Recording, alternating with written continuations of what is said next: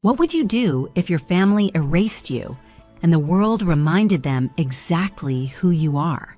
My name is Elena Drew, and for most of my life, I was the family's dirty secret hidden behind half-truths, whispered about in church pews, and politely excluded from holiday photos. I was the crack in the Drew Foundation, the one mistake they couldn't fix, the Navy dropout, the girl who came home with bruises she never explained and silence she never broke. They called me a disgrace, but they never once asked why. So when the morning of my brother Tyler's high school graduation came around, I wasn't on the guest list, but I came anyway.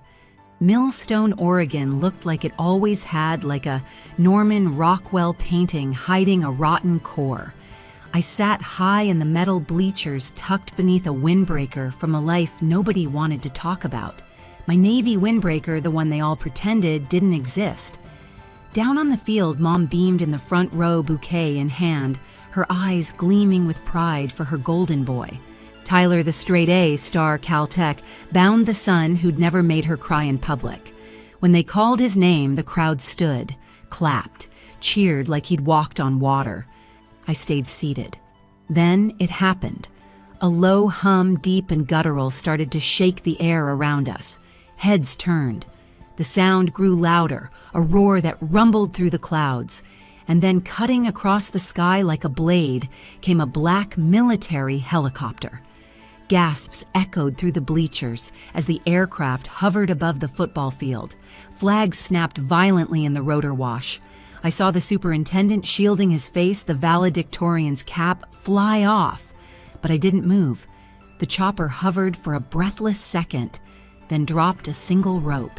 A man in black tactical gear rappelled down with surgical precision, landing in a crouch on the 50-yard line, sunglasses gleaming, boots planted, the kind of presence that made people sit up and shut up. He walked with intent straight across the turf, through the stunned crowd, all the way up the bleachers. He stopped in front of me. "Elena Drew," he said, his voice sharp enough to slice through every murmur. "Commander, it's time." Time froze. My mother's mouth fell open, the bouquet slipping an inch from her grip. Tyler stood still on the stage, blinking like he'd never seen me before. I stood. I didn't say a word. I didn't look at my mother. I didn't apologize or explain. I didn't owe them that anymore. I walked down the bleachers, boots, heavy coat flapping, and stepped into the chopper like I'd never left it. Up in the air above, the gasps and the silence and the judgments, I finally breathed. And as the town of Millstone shrank beneath me, I wasn't the disgrace anymore. I was Commander Elena Drew, and I was just getting started. Next, a town that never forgave, and the truth I buried under silence. Some places don't just remember your past, they make sure you never forget it. Millstone was the kind of town where the streets never changed and the people never forgot. When I came back 10 years ago, discharged, disgraced, and dead silent, I didn't get a homecoming. I got a gravel driveway, a padlock on the fridge, and a cold warning from my mother. "You can stay in the garage, but don't bring shame through my front door." And I didn't. I never told her what happened. Not about the bunkmate cornered in the showers, not about the man I broke to protect her. I didn't tell her how command called it insubordination, sealed the charges, and made me disappear without a ripple. I just nodded and moved into the service bay above Miller's Auto, where the smell of rusted metal and sweat replaced any sense of belonging. That's where I lived, rebuilt carburetors by day, rebuilt myself by night. But Millstone wasn't the kind of town that let you start over. People whispered when I passed. "That's the one who got kicked out." Kids pointed. Old friends crossed the street. My name was a stain no one wanted to scrub clean. Mom, she had Tyler. She didn't need me anymore. Every Sunday, she'd bring him pancakes in bed. Every report card, every soccer game, every birthday cake, he got it all. I got silence, the kind that stretches across a dinner table like barbed wire. And Tyler. He didn't hate me. Not exactly. He just didn't see me. Not really. He'd answer my questions with shrugs or one-word replies. Cool. Sure. Yeah. I could have been a stranger renting space in their lives. One day I overheard Mom at the flower shop talking to a customer. At least I got one child right. She didn't say my name. She didn't have to. I told myself I was used to it, that I didn't care. But when his graduation came up, I couldn't stay away. I wasn't there for applause. I just wanted to see him walk across that stage, just for a moment. So I sat high in the bleachers wrapped in that old Navy windbreaker that still smelled faintly of salt and disappointment. I didn't feel jealous. I felt invisible. And then the rotor blades came that unmistakable roar of military-grade hardware, the kind that doesn't ask for permission. When the chopper descended, slicing open the illusion of normal, everything changed. That wasn't pride in their eyes. It was confusion, shock, fear. My mother's hand clenched the bouquet like it might crumble. Tyler's mouth parted, but no sound came out. The agent called me commander. I didn't look back. I didn't say goodbye. Because you don't earn a title like that in silence, you survive your way into it. But the truth is, the battle didn't start when that chopper arrived. It started the day I came home. And now, 10 years later, the war wasn't over. It was coming home too. Sometimes the war you thought you left behind comes looking for you. Back in the helicopter, I sat across from Reed Carver, a federal agent whose poker face looked like it had been carved from stone. He slid a black military folder onto the seat between us. No label, no rank, just weight. The kind of folder that means two things. It's urgent and it's ugly. I opened it slowly. Satellite photos, thermal scans, route maps. One marked a shipping container cutting straight through Millstone. Another circled the Langdon shipping yard just a few miles from where I lived above Miller's Auto, breathing grease and regret. Then I saw a container labeled agricultural equipment, but fitted with thermal shielding used to house sensitive electronics like mobile EMP cores. No customs record, no scans, no oversight, Reed said. And it's moving straight through the festival zone this weekend. My stomach flipped. The Millstone River Festival was the biggest event of the year. Thousands of people packed shoulder to shoulder downtown, families, kids, seniors, fireworks, funnel cake marching bands. A perfect target. You think they'll trigger it during the fireworks, I asked. Best time to mask the blast, kill power, kill comms, traffic lights down, EMS paralyzed, 2 hours of blackout long enough to vanish. I stared out the window as the town shrank behind us, the river slicing through its center like a scar. Why me? I finally asked. Because you're the only one who knows that yard and still has ties to it. You worked there before the Navy. Remember I froze? I had. My father used to take me there on Saturdays before the accident. We'd walk the loading docks, his hand steady on my shoulder, pointing out ships, names, codes. He taught me how to read manifests like stories. And then he was gone. You think it was really an accident? Reed asked quietly. I didn't answer, because deep down, I didn't know anymore. Langdon Shipping had always been one of Millstone's shining stars. The Langdon family sponsored parks, libraries, scholarships.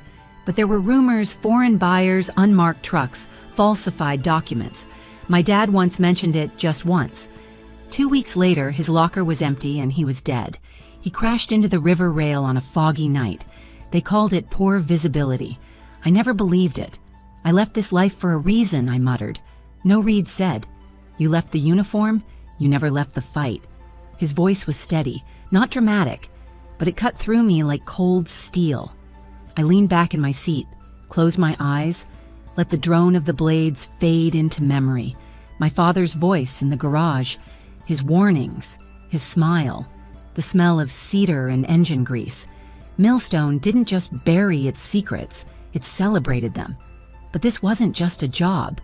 This wasn't even revenge. This was about truth, blood, and home. You'll go in quiet, Reed said, handing me a burner phone and comms unit. No backup, no headlines. Get eyes on the container. Get us something actionable. I nodded once. He met my eyes. And after that, then we bring hell. We landed just past midnight. No lights, no welcome. Just pine trees and drizzle, and the feeling that if I turned around, the whole town might disappear behind me. Your cover's in place, Reed said. People still think you're just a washed-up mechanic. Use it. I adjusted the strap on my shoulder bag and looked at the empty road ahead. You think they remember me? I asked. Reed paused. They never forgot you. And then I walked into the dark, not as a ghost, not as a disgrace, but as the woman who had come back to end what no one else could. Some answers don't want to be found. Others wait for you in the dark. Langdon Yard looked exactly like I remembered, maybe worse. Rust on every gate, asphalt cracked like broken promises, and a silence thick enough to choke on.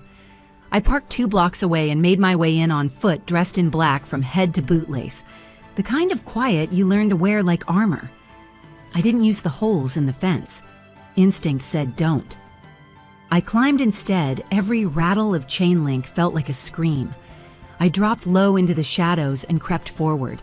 The container was right where the satellite said it would be, tucked behind a loading dock, squat and silent, like a predator holding its breath. No labels, no logos, just a QR code and reinforced bolts. Whoever sealed it knew what they were doing. I scanned for vents, heat dispersion points, tamper triggers. My hands moved fast but steady, like muscle memory had never left. Click, snap, upload. Photos sent through the encrypted line. Then I heard it. A scrape. Not wind, not rat, human. Someone was moving between the crates. I didn't wait. I disappeared into the dark heart, pounding against my ribs like a drum. No footsteps followed. No voice called out. But I knew. I was being watched. By the time I got back to the apartment above Miller's Auto, my hands were slick with sweat. I locked the door, sat on the edge of my bed, boots still on. I didn't sleep. By sunrise, I needed to feel normal. So I pretended. Coffee, grease, small talk, lies. Then I did something reckless, something raw. I walked into my mother's flower shop. The bell chimed overhead. She came out from the back with soil on her apron and judgment in her eyes. "You were at Langdon Yard last night," she said, flat as concrete. "Margaret Langdon saw you, said you were snooping around like a damn thief." I swallowed the spike of rage. "I'm trying to stop something bigger than you know." She crossed her arms, eyes colder than the fridge behind her. "You always say that, and everything still ends up broken." And then Tyler stepped out from behind the register. No uniform, no smile, just a blank face and a sharper voice. Still just the same. Elena, the screw-up.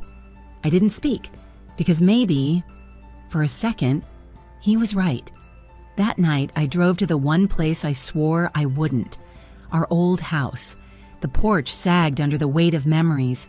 The lawn was half dead, just like everything we used to be. I broke in through the side door. The air smelled like cedar and ghosts. Down in the basement, I found it. Dad's trunk. Old military issue. Corners rusted, latch still working. I opened it expecting mothballs and metals. Instead, I found a sealed envelope. Yellowed. Brittle. My name on the front. "To Elena, when you're ready." My hands trembled as I opened it. Inside was his handwriting. Slanted, uneven, rushed. He wrote about the port, about shipments that didn't match logs, about men who came and vanished, about George Langdon and the bribe he offered to keep my father quiet. He wrote about unmarked containers, missing photos, and pressure from above. Then came the line that gutted me. "If you're reading this, it means I failed, and now you can't." I read it over and over until the words blurred, until the truth burned a hole through everything I thought I'd buried. Dad didn't crash. He was silenced. He tried to protect this town, and it killed him for it. I clutched the letter to my chest. He'd tried to warn me even in death. I returned everything just as it was, locked the door behind me, left before dawn touched the roof. The air felt colder. Or maybe I just wasn't the same woman anymore, because now I had proof, and I had purpose. But I also knew one thing with a sharp kind of clarity: I couldn't do this alone. Next, the festival, the confrontation, and the moment the past finally explodes into the present. Say C to continue to Part 5. Part 5, the festival and the firestorm hook. When everyone smiles, that's when the lies run deepest. By noon, I was hunched over a dusty microfilm machine at the Millstone Public Library, where permits still lived on reels, and the building still smelled like old paper and denial. My fingers turned pages while my brain chased patterns. I wasn't just looking for Langdon. I was looking for a crack in their armor, and then I found it. A buried logistics map in the town archives.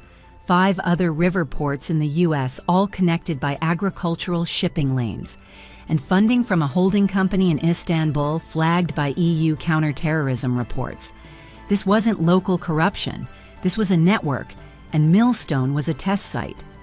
I folded the evidence deep into my jacket and walked out without looking back. Outside, the Founders Festival was already in full swing.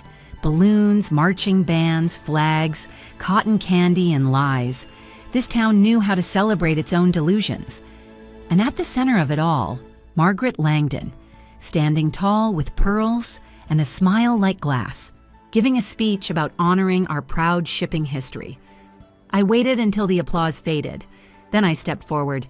"You know exactly what's in that container," I said, my voice calm but cutting, "and who you're moving it for." She turned to me unfazed, still smiling. "You always were dramatic, Elena. I hope you find peace, maybe a therapist. There's a VA center an hour east." But her eyes, they changed. Her pupils shrank, her jaw locked. She was scared. That told me everything. Before I could press, someone yanked my arm. Tyler. He dragged me behind a funnel cake stand, jaw clenched. "What the hell are you doing?" he hissed. "You just humiliated her. Do you have any idea what that does to Mom?" I didn't flinch. "I'm doing what Dad couldn't." I shoved the letter into his hand. He unfolded it, read, line by line. The world faded around us. When he looked up, something in his face cracked. "You're digging up ghosts," he whispered. "Still trying to prove you're not the screw-up we all thought you were." He shoved the letter back like it burned and stormed off. I stood there surrounded by the sounds of children laughing and brass bands blaring patriotic songs. And I had never felt more alone. But something in my chest had shifted. I wasn't walking away, not this time. And that night, when I got back to the apartment, there was a photo waiting on my doorstep. Me at the Langdon docks. No note. Just 5 words scrawled on the back, "Walk away, Commander," or else. I didn't. Because the truth is, I'd already walked too far to turn around. The next morning, Tyler showed up. No swagger, no insults, just fear. "I overheard Margaret," he said. "They're planning something tonight. During the fireworks, the power grid, the river. I don't know exactly, but it's bad." Then he handed me a photo from Mom's stash, our dad shaking hands with George Langdon, a red circle around Dad's face. "She hid this," he said. "I think he knew." By sundown, I had a plan. Sarah Vega, former SEAL and my last real ally, met me at the docks. We dressed like tech crew and boarded the Langdon yacht. Below deck, nestled in shadows and coiled wires, was the container. It pulsed with energy, ready, armed. Then he appeared. Kane. I knew him once. But whatever humanity he had left, Langdon bought and buried. He raised a weapon. Sarah lunged. They fought in silence, grit and instinct. No time to scream. I ran, dove off the boat, into black water, into memory, found the hatch under the hull, fumbled for the panel. My hands froze. Then I heard it, Elena Tyler. He tossed something through the air, our old wrench from Miller's. I caught it mid-breath, pried open the panel, shoved the disruptor inside. The countdown froze. 7 seconds left. Kane was down. Margaret was gone. But Millstone still standing. Later, Reed confirmed it all. This wasn't just Millstone. It was one of 7 sites. One of 7 messages. And the one person who stopped it. The daughter, they tried to erase. They tried to bury her, but forgot she was a seed. After the smoke cleared and the cables cooled, I stood barefoot on the deck of a boat meant to be my tomb and felt the weight of 10 years shift off my shoulders. Reed met me on the shore with a nod that said more than any medal ever could. "You did it, Commander." But it didn't feel like victory. Not yet. Back in town, Mom waited for me in her flower shop. For once, she didn't look away. She didn't cry. She didn't apologize. She just opened her palm and placed something in mine. Dad's ring. Simple, scratched, worn with love. "You finished what he couldn't," she said, voice thin but steady. I didn't know what to say, so I just nodded. Later that night, as I packed my bag to leave again, this time by choice, I found something else. A note, tucked inside my vest. "No matter where you go, I'm still your little brother. Tyler." I sat down on the edge of the bed, that old mechanic's cot above Miller's, the one I used to pretend was a bunk on a destroyer, and I cried. Not because I was broken, but because something had finally started to heal. The next morning, I stood on the edge of the tarmac, my uniform pressed, my boots polished, the name Elena Drew stitched across my chest, and this time, no one looked away. When I climbed aboard the chopper, I didn't glance back. I didn't need to, because for the first time in my life, I wasn't running. I was returning to the mission. But not just the one in the folder, not just the one Reed handed me in the dark. I was fighting for every girl who'd ever been called too much, too angry, too broken to lead. For the bunkmate I couldn't save in time. For my father who died telling the truth. For the little girl who grew up believing her silence was safer than her voice. And for the woman I'd become, Commander Elena Drew.